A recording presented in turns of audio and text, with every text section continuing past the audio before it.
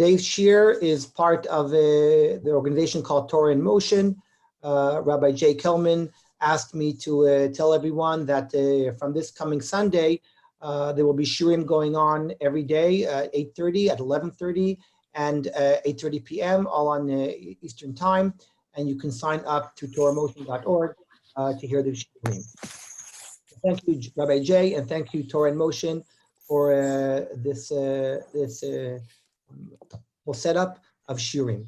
In today's shir, I would like to discuss a halachic question which seemed to me till a few days ago as a very theoretical discussion, a question which could come up here and there. However, due to the situation of the past 2 days and the past 2 weeks in the world, it seems that the discussions are, letzarenu, also a bit more relevant, and they're not hypothetical anymore like they used to be. And my question is it permitted under the circumstances to visit people who have a contagious sickness? I have to say that I'm not a doctor and I'm not going to refer directly to Corona because I don't have enough information. I don't want anyone to take what I say as any medical advice or suggestion. I'm talking about contagious sicknesses and whether or not the mitzvah of Bikkur Cholim still applies under those situations, visiting someone with a sickness that might pass over to other people.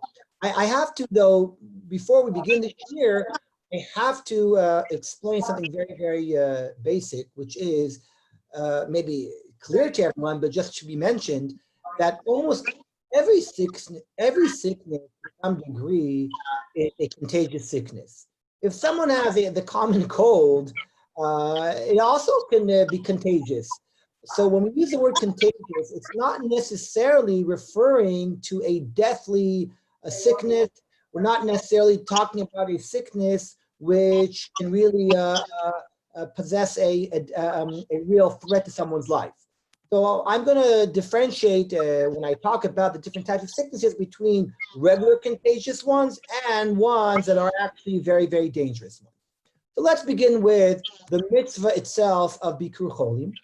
And let us try to understand where this mitzvah comes from before we actually talk about the context of doing it, forming it in a situation when there's a contagious sickness. If you can see in front of you, I have a source sheet. Hopefully you can all see the source sheet. The Rambam in the Chot Avel uses language that's a little bit unusual and creates a little bit of a confusion when it comes to understanding the source of this mitzvah. I'm going to read the source together with you, looking at the first source. Mitzvat aseh shel divrehem levaker cholim. There's a mitzvah midivrehem, which is of course referring to a rabbinical, a derabanan mitzvah. The Rambam mentions other mitzvot which are similar, nichum avelim, achnasat kala, etc. And he goes on, if you look to the third line, it's highlighted in black. He here again mentions that these mitzvot are derabanan. However, he concludes, Hareyan bichlal ve'afta l'recha kamocha.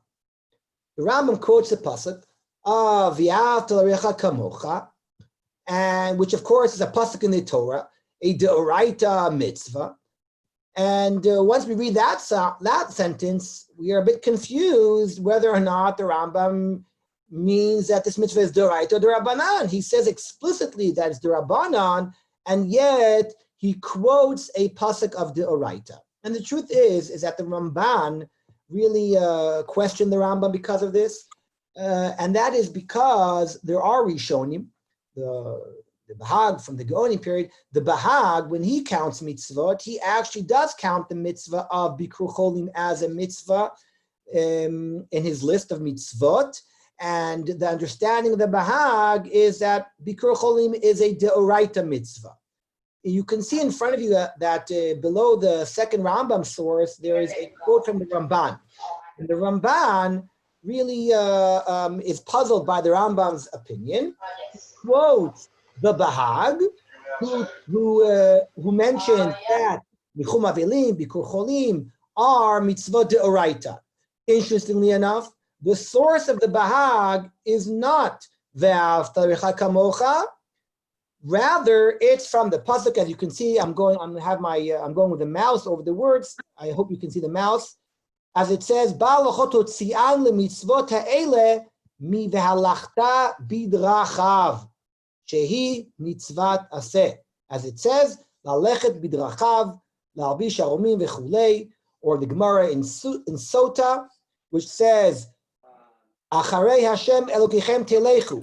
V'chi efshar lo le'adam la'alechet achar kadosh baruch hu, ela ma kadosh baruch hu malbish haromim af alta halbesh haromim. Ma kadosh baruch hu mevaker cholim af ata baker cholim. The Bahag learns that the mitzvah of Bikkur Cholim is a mitzvah deoraita, not from Ve'ahavta l'recha kamocha, rather from the commandment of the Torah to walk in the footsteps of HaKadosh Baruch Hu and to imitate the ways of HaKadosh Baruch Hu. Mahu rachu, ma'afta mahu chanun, ma'afta chanun. That this idea of imitating the characteristics of HaKadosh Baruch Hu, as we know, is a very important principle in Judaism. Soloveitchik points out that it may be one of the most important principles of Judaism. You always try to imitate HaKadosh Baruch Hu in the way he behaves, in the way he acts in this world. And the same way HaKadosh Baruch Hu visits the sick, we know that when Avraham Avinu was sick, HaKadosh Baruch Hu came to visit him. Therefore, when we visit the sick, we are trying to imitate HaKadosh Baruch Hu's attributes in the way he acts in this world. And this, says the Bahag, is a deoraita concept. It's a pasuk v'alachta bidrachav, but the idea is a deoraita concept, to follow HaKadosh Baruch Hu. So we have two possibilities here. Both of them seem deoraita, and yet the Rambam says very clearly, both in Ilchot Avel, in the first source, and the second source in Sefer HaMitzvot, that they are derabanan. Rabbi Aaron Soloveitchik in his book called Od Yisrael Yosef Chai questions this Rambam, tries to explain that the Rambam's idea is based upon the understanding that Ve'ahavta l'recha kamocha and even Ve'alachta bidrachav are mitzvot on chovat halvavot. They are mitzvot that are done with the heart, with the mind, and not necessarily mitzvot that are done in a physical way, like shaking a lulav or putting on tefillin. It's the rabbis who taught us how to perform certain acts that will create the certain feelings of havat, hareah, the love to a fellow friend, or imitating HaKadosh Baruch Hu's ways. And that's why the Rambam was a bit hesitant, as if to argue that the act itself is a d'oraita mitzvah. The act itself may be a derabanan. The rabbis teach us what to do in order for us to perform a d'oraita idea of ahavat hareah, of loving your fellow friend. So this is a very well-known machloket and discussion. I'm not going to go into too much more than that. I just think it's important before we start the main question here to understand the background of the mitzvah. No matter what, even if it's a Rabbanan mitzvah, it's very clear that Bikkur Cholim is a very important mitzvah. And we know that because for the reasons that are given for this mitzvah, we realize how important it is. And what do I mean by that? The Achronim discussed what is really the purpose of Bikkur Cholim. What's really behind this mitzvah? Some argue that the mitzvah has an element of curing the patient, of making the patient feel better. When a person visits someone, he is able to somehow make that person feel better. If that's really, by the way, the case, then it could very well be that every doctor while taking care of the patient is also performing some mitzvah of Bikkur Cholim at the same time. Some Achronim argue that part of the mitzvah is actually to be mishamesh the choleh, to act on his behalf, to help him eat, to help him get dressed, to physically help him function due to his illness. If he's not able to function normally, then Bikkur Cholim would be to help him function. Some suggest that a big part of the mitzvah of Bikkur Cholim includes davening for the choleh and praying to Rosh Baruch Hu to give that person refuah. If that's really true, what I just said now, then obviously it can explain why this mitzvah is so important, because this mitzvah can actually save lives. It can actually take people from the edge of death and reviving them, bringing them back to life. That's why this mitzvah really is a very, very important one. Now, when we talk about, let's talk now about our question, which is, are you allowed to visit someone who's sick, who is contagious, who has some type of sickness that you might come to pick up from that person in front of you? So let's ask a more basic question. Is that someone allowed to endanger their own lives to save other people, to help other people? The answer, theoretically, is a simple no. We know that the Torah commands us to not go into danger. The Torah commands us to protect ourselves, to not be involved in any dangerous acts. Is just one of the famous psukim that is quoted in this context to teach us the importance of taking care of yourself, of your body. And therefore, it seems simple that you would not allowed to be involved in any act that would endanger your life.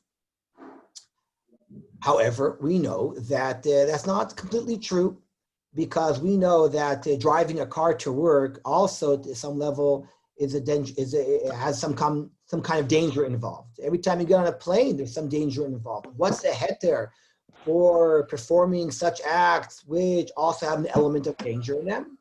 Here the answer is that based upon the pasuk Shomer P'taim Hashem, there's a pasuk that the rabbis bring in this context that teach us that a person is allowed to be involved in certain actions that involve a small risk due to the way of the world, which is taking into account that nothing is completely safe in this world. However, if it's a serious risk, then really one is not permitted to do that type of act. Where is the line? That's a pretty good question. The poskim also mention that for people who have a paying job that involves higher risk, they might be allowed to be involved in that job because that is their job. For example, a person who, works with heavy machinery, a person who goes on a crane, for example, which is considered to be more of a risk type of job than sitting in an office, would be permitted because that is the nature of his job, and Chazal and the rabbis really permitted even to take I would say a higher level risk than a normal. Now, if this is all true, this might mean that maybe a doctor would be permitted to work with patients that are sick, coming in contact with patients that are sick, because that's his job. However, what heter do we have for a fellow friend to visit his fellow friend and be in danger of picking up a contagious sickness from his fellow friend?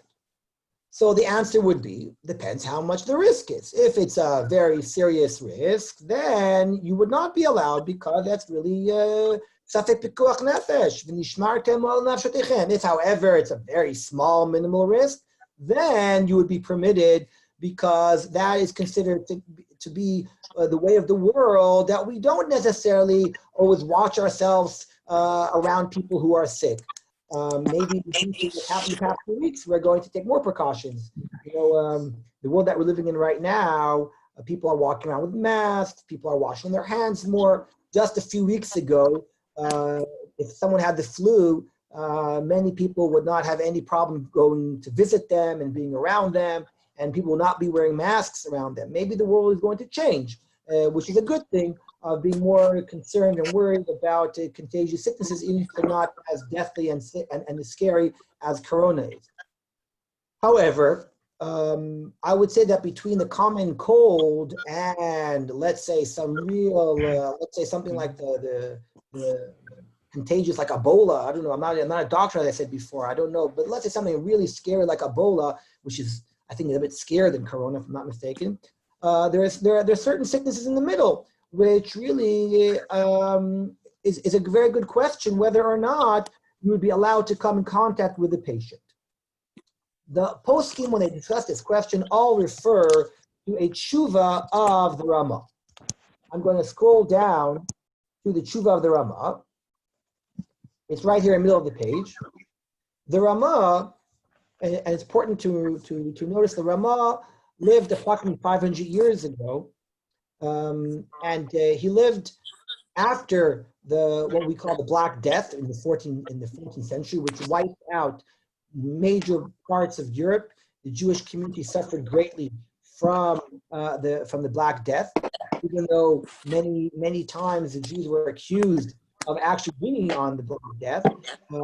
They themselves were victims of the sickness. Many perished. An entire generation of Talmidei Chachamim, rabbis, yeshivot, as well as communities perished in this great tragedy. And the Ramah, living after this pandemic, discusses an interesting question. The question in front of him was, Reuven and Shimon made an agreement that Reuven would hire out his house to Shimon for a certain time. Right before they were about to move in the house, Shimon says to Reuven, "I'm sorry, Reuven, I hope it's okay with you, but my wife has some kind of illness, which is contagious." Reuven was very, very scared, nervous of having Shimon's wife enter his house, and he wanted to go back on his agreement to rent out the house. And the question came up to the Ramah whether or not Reuven is entitled to break the agreement between them, cancel the agreement between them, whether or not this is a justifiable a cause to break off from this agreement. Most of the tshuva deals with Oshen Mishpat questions. However, towards the end of the tshuva, the Ramah says the following, and I'm reading inside. Even if we agree that Shimon's wife is sick with a sickness which is considered honest, which of course is a legal term, which means it's not under his control. What can he do? It's not his fault. Says the Ramah, Kol sheken she'eino ones she'ra'ui lachzor begino. It's not enough of a situation that is ra'ui lachzor, that a person can break off the agreement because of it. Ki ma she'omer shu chol midabek kulo hevel. Unbelievable. The Ramah says, what's this nonsense of arguing that this sickness that Shimon's wife has is contagious? Why not? Hashem yitala hu amochetz v'arofeh. Because Baruch Hu, he decides who's going to be sick or not. You think that if the sickness is contagious or not will make a difference? Because Baruch Hu, he is the real rofeh. Ve'im haya ki divrei hamaskir. Here it comes to our discussion. If you really would accept this principle, that in a case of a contagious sickness, you would cancel the agreement. Batel kol dinei Bikkur Cholim. Can you imagine? The Ramah says, if you would accept this principle, then you would cancel all Bikkur Cholim. Because, as we said before, almost every sickness has some level of contagious danger to it. And the Ramah concludes, we have not found anywhere Shechilku, that the rabbis separated, differentiated, ben cholim midabek, le'she'ino midabek. We have not found anywhere that we separate, differentiate between types of sicknesses. He adds one line which is very important, chutz mili'inyan bal ra'atan, de'asru le'eshev betzilo. There's except one type of sickness in the Gemara called ra'atan. Ra'atan is some type of leprosy.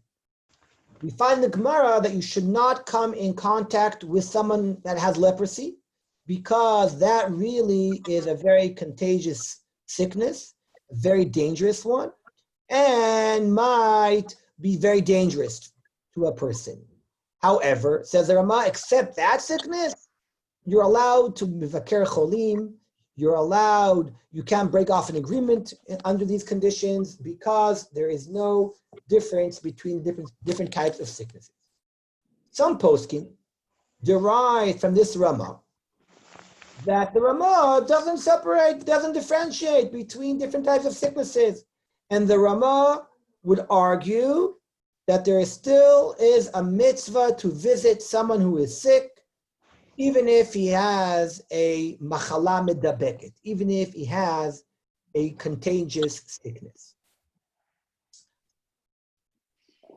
Personally, I find it a bit difficult to really understand that from the Rama. I'll get back to that a bit later. I don't see it in the Rama. I think that the Rama can be explained very differently, as we will hopefully explain soon. But many of the poskim, that's how they read the Rama, and therefore, based upon this Rama, they were very troubled with another Rama, which appears in Shulchan Aruch in Yoreh Deah. You don't have it in front of you, but the Shulchan Aruch in Yoreh Deah, the Rama quotes a tshuva of the Maharil. Why is that important? Because the Maharil lived right with the first generation after the first generation after the Great Plague, what we call the Black Death of the 14th century. And the Maharil was part of the new generation of Talmidei Chachamim who had to create a new generation of Torah. And the Maharil, as quoted by the Rama, says that if dever, what we call plague, if there's a plague that is about to hit your city, you must run away from the city as soon as possible because it is dangerous. You must make sure that you do all possible to run away from this plague. By the way, the Rama himself, at some point of his life, due to plague, had to run away from his own city, and we have a testimony of the Rama that he left the city due to dever, some type of plague that was coming towards his city. So some poskim say, "Oh, what's going on here?" In the tshuva of the Rama is not excited about different types of sicknesses, and he says you're allowed to go be next to someone who has a Cholim midabek. And yet, when it comes to an epidemic that appears, you should run away. Some people try to give different answers. I think the answer is quite simple, and I think it's actually right in front of us. The Rama says that it comes, for example, to ra'atan, to some leprosy, which he felt was very dangerous. Then you're not allowed to visit the person that's sick. You shouldn't come in contact.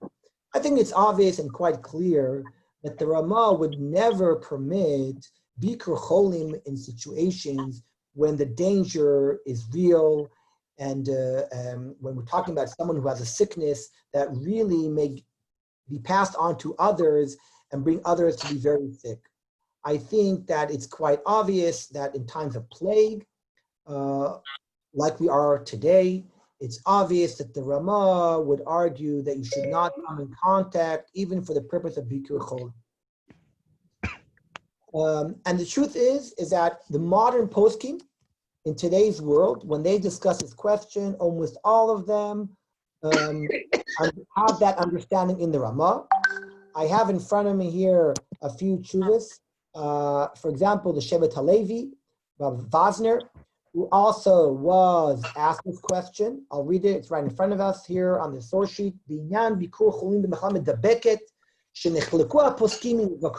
said as he mentions here, there's a machloket maybe about the poskim. This Dei Chemed brings different opinions that maybe you still have a mitzvah to visit someone with a contagious sickness. He says very, very simple, humble opinion, he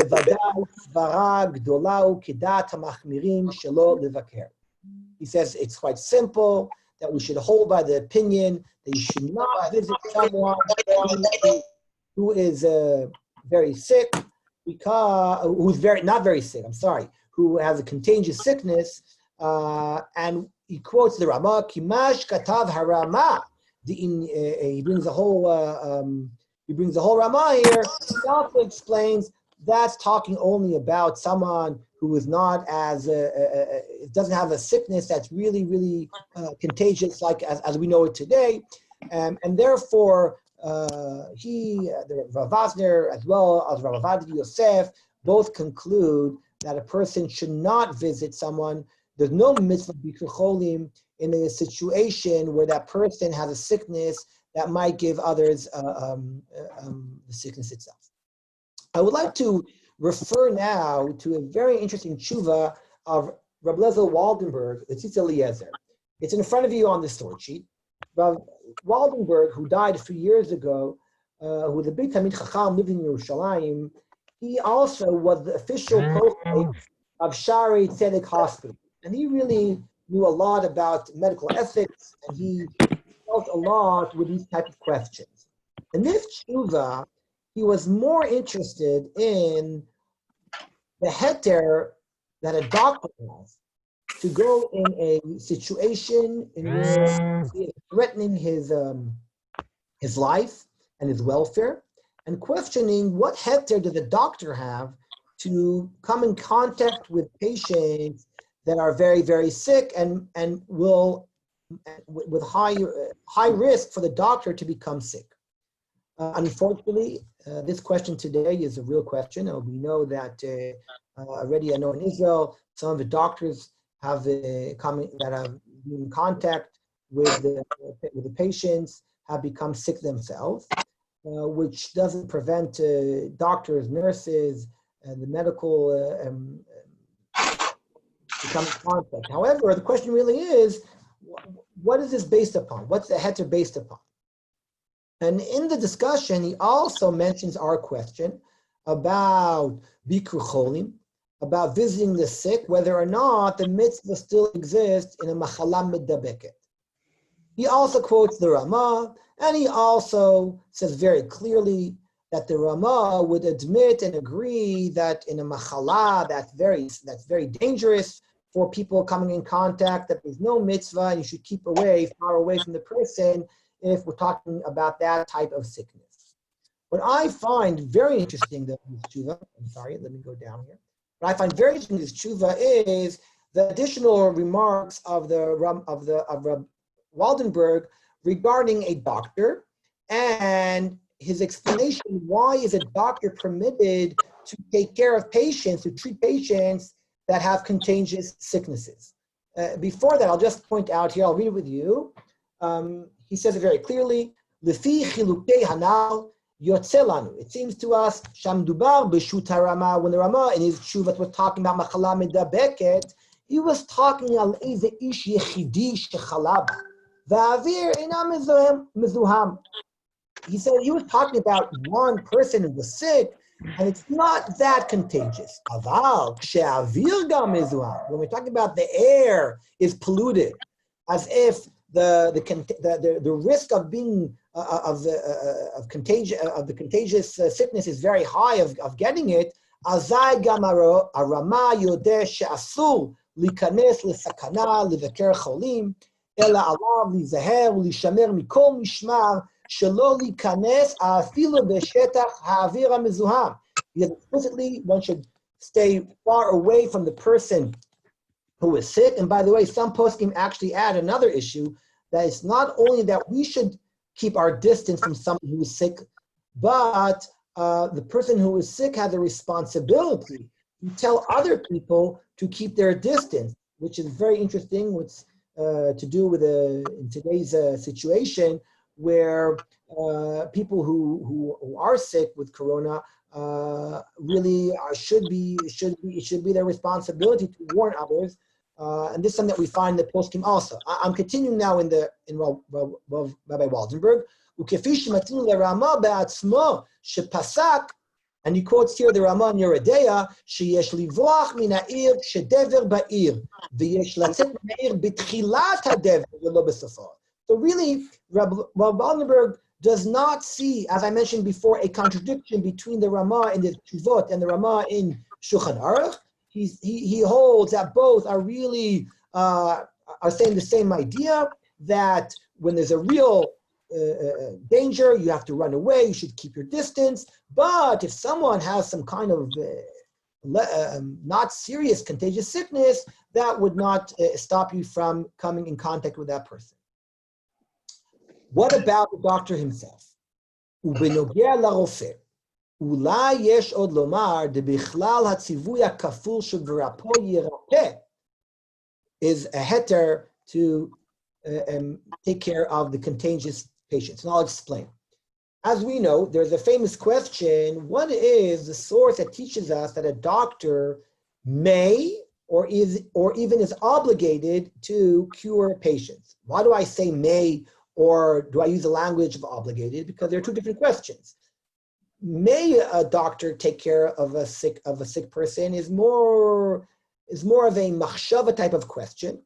In a world where, in a religious world which understands that if Kadosh Baruch Hu punishes someone with a sickness, then that's his will, some thinkers were disturbed. How was a doctor allowed to get involved and cure people? That's we know that is not a very difficult question. According to the way we live our life, we were very influenced by the Rambam and other Jewish thinkers who pumped into our minds that a person must not rely on miracle and we must take care of ourselves and our bodies. However, the Gemara does seem to hint to this question and brings the pasuk v'rapo yirapeh mikan shnitna reshut larofim lerapot, as if when the Torah says that the person who is sick is permitted to cure himself, this is an indication that the Torah permits doctors, maybe even obligates them, to cure people who are sick. This is a very famous question. I'm not going to go into it more than that. However, Rabbi Waldenberg has a very, very interesting insight here to this pasuk, and he says the Rishonim were troubled. Why does the pasuk here have the word v'rapo repeated twice? Right? We have v'rapo yirapeh. Just say v'rapo. Why use the verb to be cured twice? Same pasuk. He suggests, and it's a very original suggestion, that perhaps the Torah is telling us that a doctor is permitted not only to cure regular patients, but even patients who have a sickness that possess a threat to the doctor, he still has a heter to go and take care of those patients. I find that quite an original perush of Rabbi Waldenberg. I'll just add, by the way, that he brings a few other reasons that permit doctors to take care of patients. One of them is a very simple reason. He argues, Darko shel olam. The world that we live in is a world where doctors have to take care of patients. If doctors wouldn't take care of patients, people would get sick and die. There's no way that we can avoid doctors taking care of patients, even if they have a contagious sickness.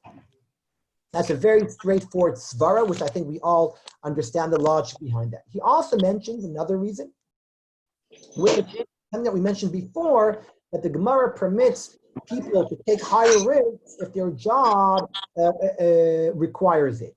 A doctor's job, the nature of a doctor's job, he gets paid to take care of people that are dangerously sick, and obviously coming in contact with them may possess a threat to him, and that's included in his job definition. Therefore, that also would allow him to put himself in some level of danger. I'll just summarize the Rabbi Waldenberg. Rabbi Waldenberg really suggests in his tshuva that if someone is contagious with a mild sickness, which is not very dangerous, you should be cautious, but you're allowed to visit them. However, if it's a sickness, which is a very dangerous sickness, then a person should keep his distance. Is allowed to come in contact with such a patient due to the reasons that we just mentioned now.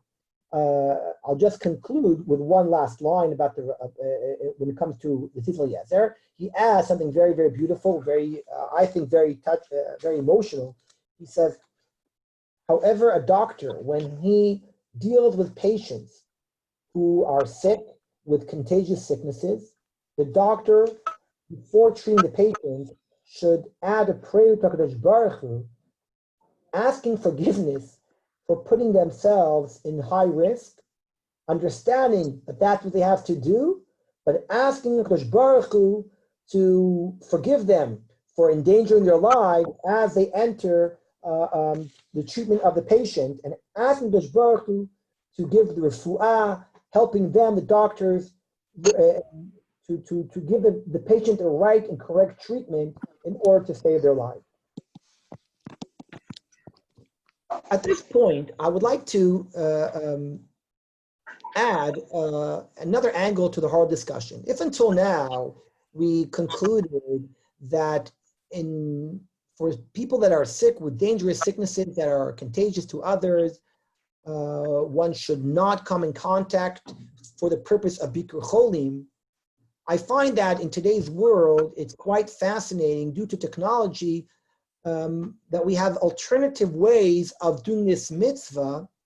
And just recently with all these Zoom and WhatsApp technologies, we may question whether or not a person is actually performing the mitzvah of Bikkur Cholim by using these technologies. These questions were already mentioned in the beginning of the 20th century with the invention of the telephone. I mean, it was invented before the 20th century, but in the beginning of the 20th century, people like our Moshe Feinstein very famously dealt with this question. It's in front of you on the source sheet.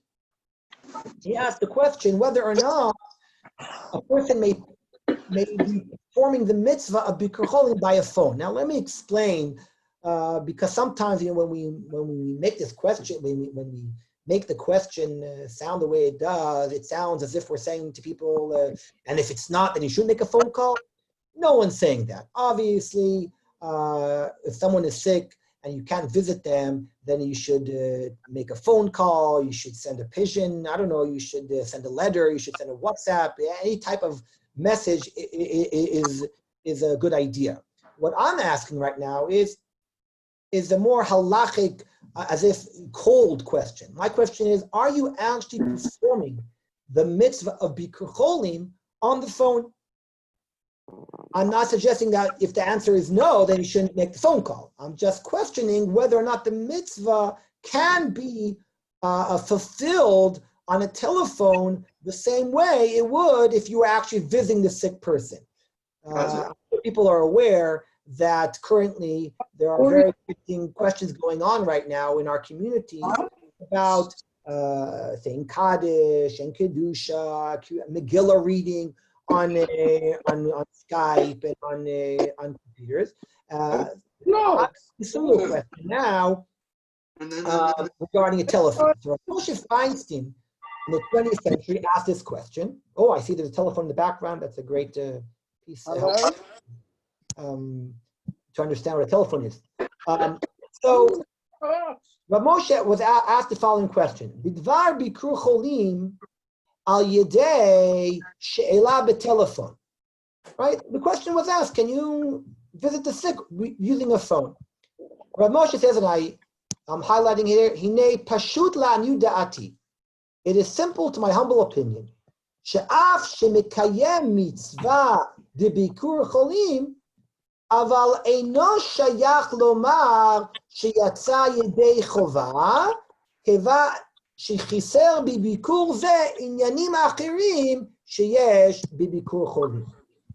Says Rabbi Moshe, I do believe that you are fulfilling some elements of Bikkur Cholim, but not the real mitzvah of Bikkur Cholim. Some of them are still missing. If you remember, at the beginning of the shiur, we mentioned that some achronim try to explain the reason behind Bikkur Cholim. We mentioned that maybe it could be that part of the mitzvah is to actually help the person get dressed, eat. Now, if that's really part of the mitzvah, then obviously that can't be done on a phone call. You can't physically aid the person in front of you with a phone call. However, if the idea of Bikkur Cholim is to make the person feel better, if we understand that the emotional feelings that a person has when his fellow friend talks to him, encourages him, gives him strength in the words that he discusses with him, then perhaps one can discuss that you are mekayim the mitzvah of Bikkur Cholim also on a phone. So Rav Moshe really seems to say that there is an element, as we just mentioned, but not the full potential of Bikkur Cholim. And therefore, if a person is able to visit the sick, then it's better to actually go over to visit the sick. But if, for example, it's impossible, like in today's world where really we cannot really visit people that are sick, then using the phone would also fulfill part of the mitzvah. I want to point out that Rabbi Osher Weiss, the Minchat Asher, he discusses this question, and he is a bit more extreme than Rav Moshe about this. He actually seems to argue that you should make the phone call, but he actually argues that the mitzvah of Bikkur Cholim is not done by a phone call. He understands that, I'll read the Minchas Asher. He says, צריך לקיים המצוות התורה ותקנות חז"ל כפשטות מעשיהן, ולא בכל דבר אזלינן בתר תמה. He says, we don't always go necessarily by the reason for a mitzvah. Rather, we are supposed to do the mitzvah as our rabbis taught us, and the rabbis taught us that we must go and visit the sick physically, and therefore that is the correct mitzvah, that is the proper mitzvah, that is probably the mitzvah of Bikkur Cholim, and therefore he's not so keen to argue like Rav Moshe that a certain element of the mitzvah is kept during Bikkur Cholim. However, and this is quite fascinating, due to technology, we might argue that Zooming in or WhatsApp might actually be preferable than just making a phone call. I'm referring everyone here to a tshuva of the Minchat Yitzchak. By the way, I was very happy to find this source, an article by Rabbi Weisinger, who has an article about this topic in the medical journal called Asya, and he referred to a tshuva of Dayan Weiss. Dayan Weiss, who was a Dayan in Manchester, and they made Aliyah to Israel and became a Dayan in Yerushalayim, wrote his tshuvas in the Minchat Yitzchak. And I want people to notice the date of this tshuva because I think it's quite fascinating. He wrote this tshuva b'mitzvat Bikkur Cholim al day telephone. What day was this tshuva written? Yom Hey Taf Shin Tet Zayin. Taf Shin Tet Zayin, if I'm not mistaken, is 1957. Am I correct? Am I correct? Can anyone nod or say yes or wrong? 1956. Thank you, 1956. Okay. So obviously at that time there were telephones, but nothing more. The telephone was just invented. And Dayan Weiss suggests that maybe in the future, if a telephone develops in a way that people will be able to see each other on both sides, then maybe the mitzvah of Bikkur Cholim will actually be kept the way you're supposed to be doing it. I'll read it inside. He says, "B'nogea lindon didan," to our situation. Shapir tzadku divrei kvod Torato. De'im mitpateach. I don't know if everyone can see this word. Ha-television. There are a few you have to write television like 5 ayins to get the right word here. Im mitpateach ha-television. L'shimush yechidim. If perhaps one day the television becomes useful like the telephone. It's mamash a prophecy for the future to a Skype conference call. Diane Weiss in 1956 suggests that if one day we create technology, that we use the television like we use a phone, that a person could talk to the other by seeing his face. Ki daber ish el re'ehu panim befanim. If we can see the face of the chole, and the chole can see our face. Bevadai ein tzachim shireh kol davar al shura amiti. Says, then basically the idea of visiting the sick, of being almost in the presence of the sick person, because you actually are feeling his presence and you can meet him face to face. I will add, something that maybe I should have added before, some people argue that when Baruch Hu visited Avram Avinu, and that was one of the sources for Bikkur Cholim, God met with Avram Avinu face to face. So some people said it has to be face to face, like the Baruch Hu. Says Diane Weiss, if we have technology that will allow people to meet the sick person face to face, then perhaps the mitzvah of Bikkur Cholim will really be a mitzvah that is done the proper way, better than a phone. So I find that quite amazing. That really, it seems that according to what we just discussed, in today's world, there is a great advantage of the technology that we have to allow us to connect to people, to visit them, and to make them feel better by talking to them. I think that in today's world, almost everyone today in the world it feels a little bit lonely right now. We're all a little bit separated in the world because we can't really leave our homes or go to shul and live our lives as usual. I believe that the same idea of what Diane Weiss was saying, that using technology to Mevakar Cholim really allows us to visit the people and to connect to them, is good advice to all of us during these days of just talking to our fellow friends. I think actually that it's probably preferable than just calling our parents and our grandparents. It's probably preferable to use Skype, WhatsApp, Zoom, and to have them see our faces and let us see their faces. I think that adds a lot to people feeling a bit more close to others. It's not just a voice on the phone. And I think that we should use these technologies today to connect more to people and make them feel more comfortable and and less lonely. So to sum up today's shir, today's shir we discussed the mitzvah of Bikkur Cholim. We started by a machloket amongst the Rishonim, the Bahag, the Ramban, and Rambam, whether or not Bikkur Cholim is a mitzvah d'oraita or d'Rabbanan. We went to the question. We discussed the question of modern posting, whether or not Bikkur Cholim still applies in the case of a contagious sickness. All the posting quote the Ramah, who seems at first glance to argue that in a contagious sickness, the mitzvah still applies. However, the way we explain the Ramah, due to the Ramah's own ruling in Shulchan Aruch, that is, in case of plague, in case of danger, one must keep distance from plague and grave danger. It seems clear that the Ramah would also apply this to the mitzvah Bikkur Cholim. From here, we went on to discuss in doctors, what heter there then do doctors have to come in contact with people that are sick. We made a few points discussing the heter of a doctor. I'll just sum them up. One of them is we said that's darko shel olam. There's no other way. The world that we live in is a world where doctors have to take care of the sick, the same way policemen and firemen have to take care of people that are in danger, even if it means they're putting themselves in danger. Kachi darko shel olam. That's a very, very simple svara that I think everyone can understand. However, we added v'rapoyi rapeh, the special heter of v'rapoyi rapeh may come to include contagious sick people that are sick with contagious sicknesses, to allow doctors to come in contact with them.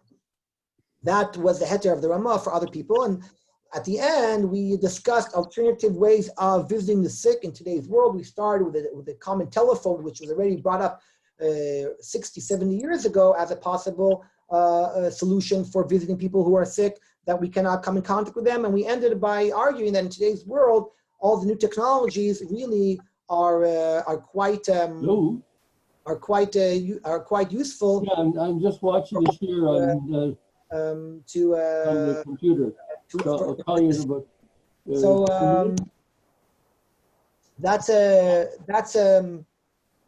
that's today's shir. I just want to thank again Rabbi J. Kelman at Torah in Motion for arranging this shiur. Rabbi, yes. I'm here. I was teaching a class. I'm in school now, so that's why I'm a little bit late. So I want to thank you for teaching. And this is sort of our first class. I'm sure I assume there are people on our email list. I will be sending out later on today a list. We have a whole bunch of shiurim next week, basically 2-3 times a day. Every day we'll do 8:30 in the morning. I'm going to give a 15-minute shiur on Haggadah Shel Pesach. We'll have a shiur every day at 11 a.m. and 8:30 p.m. for the next couple weeks till Pesach. So I'll send out a whole schedule. And I appreciate any comments, feedback, and suggestions. I want to thank everybody. I see there are a lot of people here I don't know personally, which is great. And Rabbi Tabory, I want to thank you. And I just got the last few minutes of the shiur, and I'll let you take it over. But thank you very much. And we should all be well, and we should pray that we can get back to, meeting in person. But Baruch Hashem, at least today we have the technology that we can do this, and should all be well. Thank you very much. Okay, Thank Rabbi. you very much. Thank you, Rabbi Kelman.